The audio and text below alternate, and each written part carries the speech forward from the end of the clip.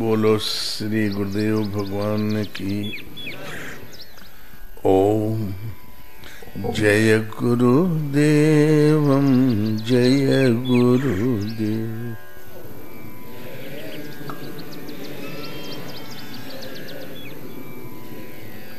सोए पावन सोए शुभग शरीरा,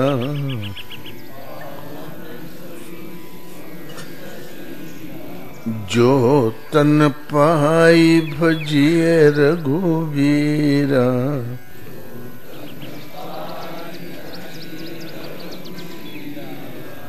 बोलो श्री राम जय जय राम।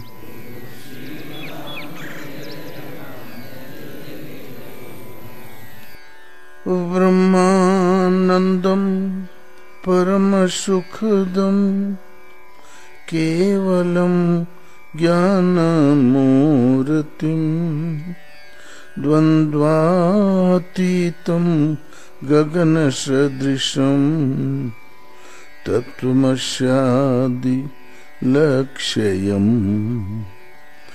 एकं नित्यं विमलमचलं सर्वधि साक्षीभूतं भावातीतं त्रिगुणरहितं सद्गुरुं त्वं नमामि, सद्गुरुं त्वं नमामि। बोलो श्री गुरुदेव भगवान की जय। गुरुदेव भगवान की जय। ज्ञानी उद्धव। भगवान जब मथुरा आ गए, कंस मारा गया, उग्रसेन का अभिषेक हो गया, तो मथुरा में भी एक ज्ञानी था, उद्धव, महाज्ञानी उद्धव। वो अपने ज्ञान की गरिमा में ऐंठ के चला करे, जहां तहां ज्ञान बघारा करे। भगवान कृष्ण ने देखा ये थोथा ज्ञान, ये वाचक ज्ञान, वाक्य ज्ञान ये अत्यंत निपुण भव पारन पावे कोई। ते ही अनुभव बिनु मोह जनित भव दारुण विपत्ति सताई।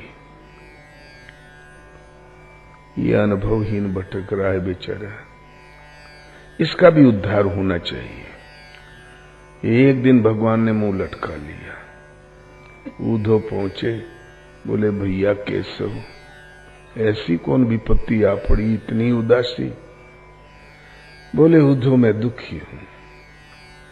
बताइए क्या दुख है, मैं करूंगा आपका काम। बोले उद्धव तुमसे हमें यही आशा थी। मेरा दुख है, मैं कैसे समझाऊं उन गोपियों को कि राजकाज कितना जटिल होता है, कितना कठिन होता है, और मैं इसमें व्यस्त हूं। वो रात दिन मुझे बुला रही है, केशव केशव, सुनते सुनते दिमाग गर्म हो गया हमारा। मैं उन्हें कैसा समझाऊं कि राजकाज में कितना श्रम हुआ, कितनी जिम्मेवारियां होती है, वो रात दिन बुला रही है। उन गोपियों के तड़प की, गोपियों की दुख की वजह से मैं दुखी हूं, जा भी नहीं सकता, और उनकी आवाज बराबर सुनाई पड़ रही है, उनकी विरह की, वियोग की। आप चिंता न करें केशव, मैं जाऊंगा, योग सिखा के चला आऊंगा, फिर आपके विरह में, वियोग में कभी नहीं तड़पेंगी वो। आप बेफिक्र रहिए, करिए अपना राजकाज। बोले उद्धव जल्दी जाओ। अब ज्ञानी उद्धव जब वृंदावन पहुंचा तो करील के कुंजों में और राधिका के संरक्षण में सब गोपियां कीर्तन कर रही थी उस टाइम। हे कृष्ण, हे गोविंद, हे मोहन, हे मुरारी। यही समय था कीर्तन का, ध्यान का, चिंतन का समय। ध्यान का अलग, कीर्तन का अलग, चिंतन का अलग, गुणानुवाद का अलग। तो उद्धव को देखते ही सब खड़ी हो गई, सादर अभिवादन किया, उद्धव जी, आप तो मथुरावासी हैं, हमारे कन्हैया को देखा, उन्हें माखन खाने को मिलता है कि नहीं? उनकी देख रेख सेवा कौन करता है? हम लोगों की तरह उनकी सेवा में तत्पर लोग हैं कि नहीं? वो कैसे जी रहा है, क्या खाता है, कहां सोता है, कैसा है कन्हैया? उदास तो नहीं है? एक तेरा प्रश्न लगातार पूछ दिया। तब उद्धव ने कहा, क्या भेद भक्ति में पड़ी हो तुम? कृष्ण कृष्ण झूठ मूठ की रट लगाए हो। तुम आत्मा हो, आत्मा शुद्ध है, अमृत तत्व है, शाश्वत सत्य है, और वही तुम हो। जैसे बर्फ में और पानी में अंतर नहीं होता, बर्फ गलकर पानी ही हुआ करता है, ऐसे तुम भी उस आत्मा में ही विलीन हो। तुम्हारा और ब्रह्म का एक ही स्वरूप है। छोड़ो भेद भक्ति, योग सीखो, विचारों के द्वारा अपने को मैं आत्मा हूं, शुद्ध हूं, इस विचारों को यहां स्थिर कर लो, इस मान्यता पर अपने को टिका दो, बस भेद भक्ति खत्म, तड़पना नहीं पड़ेगा। ऐसे योग करो। तो राधा जी ने कहा, हम करते तो जरूर उद्धव जी, लेकिन उद्धव मन न भये 10-20, उद्धव मन न भये 10-20, मन 10-20 हुए ही नहीं, मन केवल एक रहो सो गयो श्याम संग को, अब राधे ईस, उद्धव मन न भये 10-20। केवल एक था, वो श्याम के साथ चला गया, वो हमारे पास है ही नहीं। अब दूसरा मन कहां पावे आपकी योग साधना करने के लिए?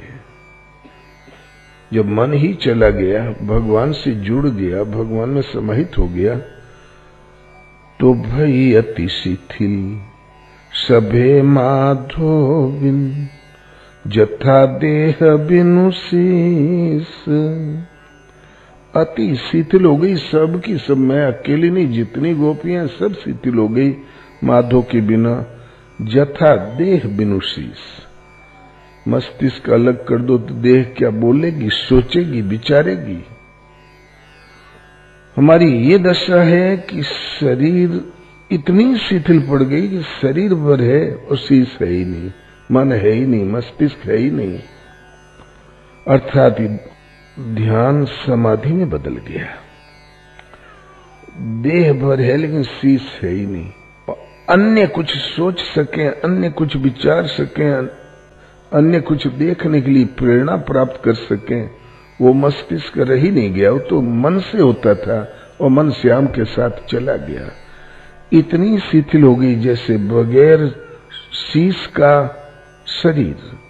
जथा देह बिनु शीस, श्वासा अटकी रहे आशा लगी, जीव ही कोटि वरीस, उद्धो मन ना भये 10-20।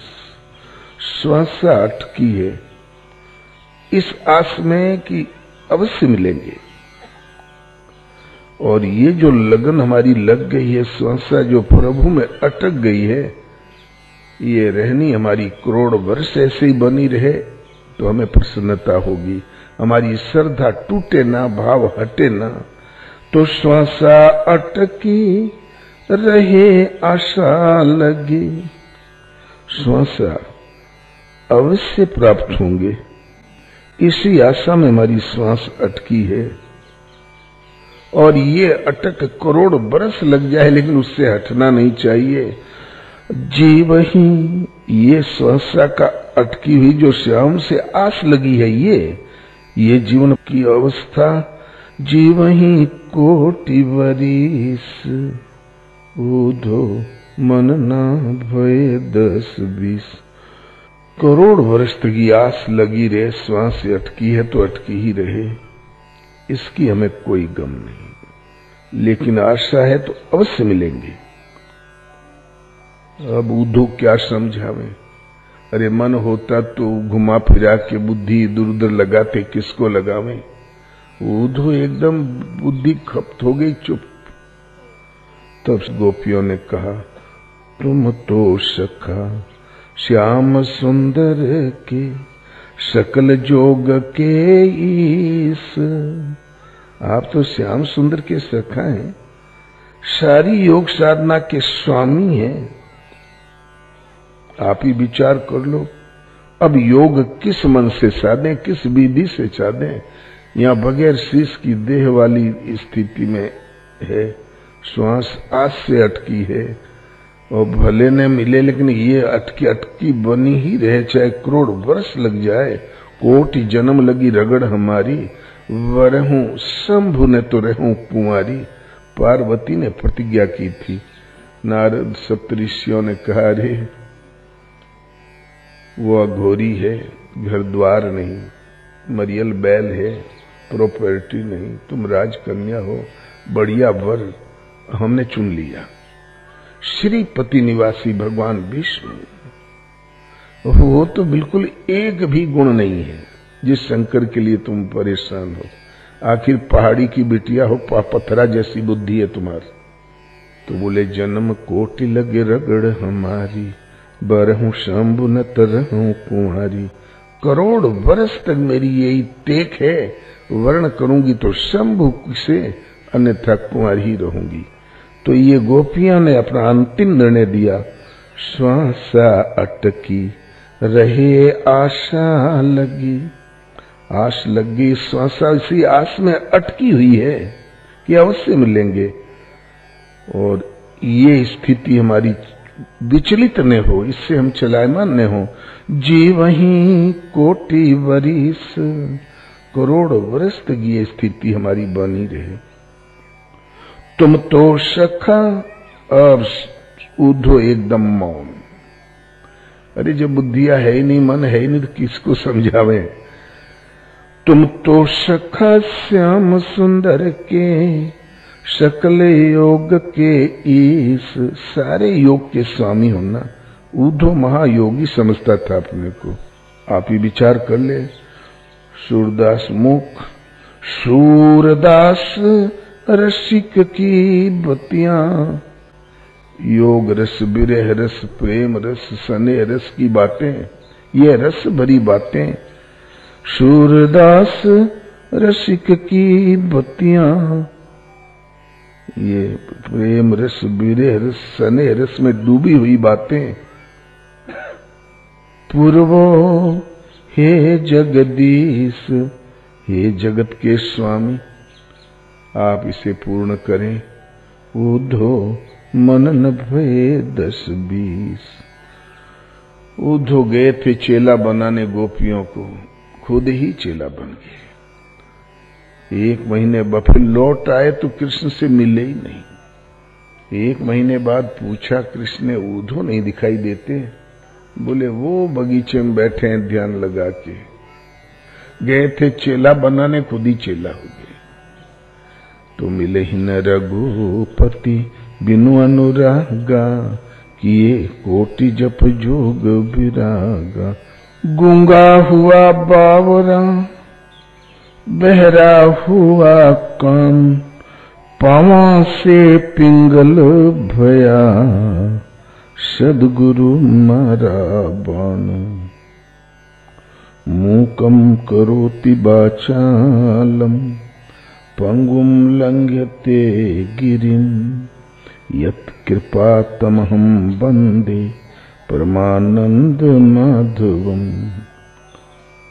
भगवान जब कृपा करते हैं तो मूकम करोति वाचालम। वाचालों की कहां कमी, एक से एक रात दिन बकवाजी तो कर रहे हैं, लेकिन करोड़ बात करने पर भी सब मूक। उस तत्व को प्रसारित करने में सबकी वाणी से परे थी, कहां से दे देगा? यथार्थ निर्णय वो दे पाता है जो भगवान कृपा करें और वाणी के स्थान पर विराजमान हो जाए, संचालन करने लगे। भगवान जब कृपा करते हैं तो मूक यथार्थ निर्णय के प्रवक्ता हो जाते हैं। मूकम करोति वाचालम पंगुम लंघ्यते गिरिम। पंगु लुंज दोनों पैरों का, वो भी पहाड़ चढ़ जाएगा। ये शरीर पंगु होने से मतलब नहीं। जब मन से इंद्रियों को समेट के चित्तवृत्ति शांत वाहिता हो जाए, मन की भाग दौड़ शांत हो जाए, ये स्थायित्व तो ले ले, जहां ये अवस्था आई तो ये भयंकर संसार रूपी घाटी को पार कर जाएगा। लेकिन संभव कब है? यत कृपातम हम बंदे परमानंद माधवम। भगवान की जब सीधी अनुकंपा हो जाए तो बंदो चरण कमल हरि राई। हरि सबके राजा, चराचर जगत के स्वामी, ब्रह्मा विष्णु महेश भी, विष्णु वीरंच शंभु भगवाना, उपजई जासु अंश ते नाना। ऐसे हो प्रभु सेवक बस हैं, भक्त हेतु लीला तनु गए। तो भगवान उनके भी स्वामी, देवाधिदेव। सूरदास ने उनको राव माने, महाराजा और सबका सम्राट। तो बंधु चरण कमल हरि राई। हरि जो सबके स्वामी है, राजा है, मैं उनके चरणों की वंदना करता हूं। किस लिए? जाकी कृपा पंगु गिरि लंघे, अंधे को सब कुछ दर्शाई। बंधु चरण कमल हरि राई। जिसकी कृपा से पंगु गिरि लंघे, लाखों योजन पर्वत ऊंचा, घाटी बिकट करूर, और करी करी जतन फिरे बहु तेरे, पहुंचे विरला शूर। निरंजन घर का पंथ कठिन है दूर। जो इंद्रियों से, मन से, बुद्धि से, वाणी से जो परे है, उस घर का वो निरंजन। संसार की कोई वस्तु वाला अंजन वह काम नहीं करता, न सेंस काम करती है न बुद्धि। उस पथ का पंथ कठिन दूर। कितना कठिन? लाखों योजन पर्वत ऊंचा, घाटी बिकट करूर। घाटी में पता नहीं क्या क्या भरा हुआ है, पहाड़े के झाड़ियों में क्या क्या छिपा हुआ है। करी करी जतन फिरे बहु तेरे, पहुंचे बिरला शूर। बिरला कोई शूरवीर ही पहुंच जाता है। तो जिनकी कृपा हो जाती है, जाकी कृपा पंगु गिरि लंघे, पंगु भी इस घाटी को पार कर जाते हैं। अष्टावक्र 8 अंगों के टेढ़े थे, पंगु ही तो थे। हमारे गुरु महाराज के गुरु महाराज सत्संगी महाराज एक पांव के लंगड़े, और लेकिन स्थिति वाले महापुरुष हो गए, प्राप्ति हो गई। कृपा हो जाए प्रभु की तो पंगु भी गिरी लंघे।